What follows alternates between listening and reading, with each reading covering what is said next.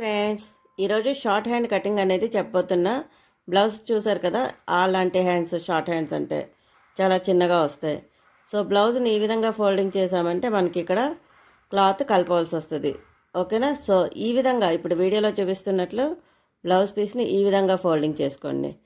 ఓకేనా? ఇప్పుడు ఇది నేను ప్లెయిన్ బ్లౌజ్ మీద చూపిస్తున్నానండి, లైనింగ్ ఏమి ఉండదు, ప్లెయిన్ బ్లౌజ్ ఇది.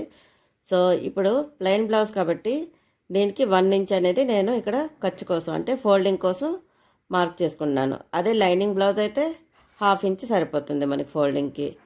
ఓకేనా? సో ఈ విధంగా 1 ఇంచ్ మార్క్ చేసుకొని ఇప్పుడు హ్యాండ్ పొడవు అనేది టోటల్ ఖర్చులతో పాటు కింద పెట్టుకున్న ఖర్చుతో పాటు 6 ఇంచెస్కి మార్క్ చేసుకున్నాను. మార్క్ చేసుకున్నాక ఇప్పుడు మన హ్యాండ్ డౌన్ కోసము మార్క్ చేసుకోవాలి. హ్యాండ్ డౌన్ కోసం నేను 3.5 మార్క్ చేసుకుంటున్నాను.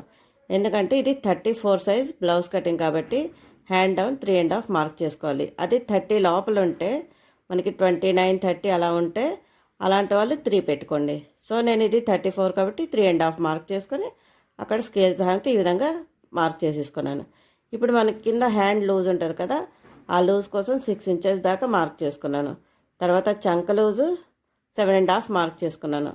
తర్వాత మనకి ఖర్చు కావాలి కాబట్టి ఎక్స్ట్రా 2 ఖర్చు కోసం మార్క్ చేసేసుకున్నాను.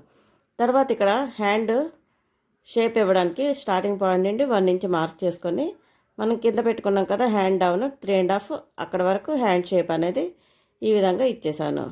ఇచ్చేసాక మనం పెట్టుకున్న మార్కింగ్స్ దగ్గర స్కేల్ సహాయంతో గీసేసుకున్నాను. గీసుకున్నాక ఇప్పుడు హ్యాండ్ కటింగ్ అనేది చేసేయాలి. ఈ విధంగా చేసుకున్నాక ఇప్పుడు మనం హ్యాండ్ లోతు తీయాలి కాబట్టి మిడిల్లో ఒక మార్క్ చేసుకున్నాం కదా, కట్ పెడుతున్నాం కదా, అక్కడి నుండి 1 ఇంచ్ ముందుకి మార్క్ చేసుకోండి. ఇప్పుడు ఈ విధంగా మార్క్ చేసుకున్నాక మన టేప్ సహాయంతో ఆ 1 ఇంచ్ దగ్గర నుండి ఇక్కడ 2 ఇంచెస్ దగ్గర మనం మార్క్ చేసుకున్నాం కదా కుట్టు కోసం, అక్కడ వరకు టేప్ని ఈ విధంగా పెట్టి మిడిల్కి ఫోల్డ్ చేయండి. ఫోల్డ్ చేసిన దగ్గర ఒక మార్క్ చేసుకోండి. మార్క్ చేసుకున్న దగ్గర ఆ కిందకి ఒక 1/2 ఇంచ్ లోతు కోసం ఈ విధంగా మార్క్ చేసేసుకోండి. మార్క్ చేసుకున్న దగ్గర ఈ విధంగా కటింగ్ అనేది చేసేయండి. చేసేసాక హ్యాండ్ లోతు అనేది నీట్గా మనకి దిగిపోతుంది. అక్కడ మనకి ఫ్రంట్ పార్ట్లో హ్యాండ్ లోతు ఇటువైపు తీసామనేది తెలియడానికి ఇంటూ కానీ లేదంటే ఇటువంటి చిన్న కట్ కానీ పెట్టుకుంటే చాలా బాగా కనిపిస్తుంది. ఓకే ఫ్రెండ్స్, నచ్చితే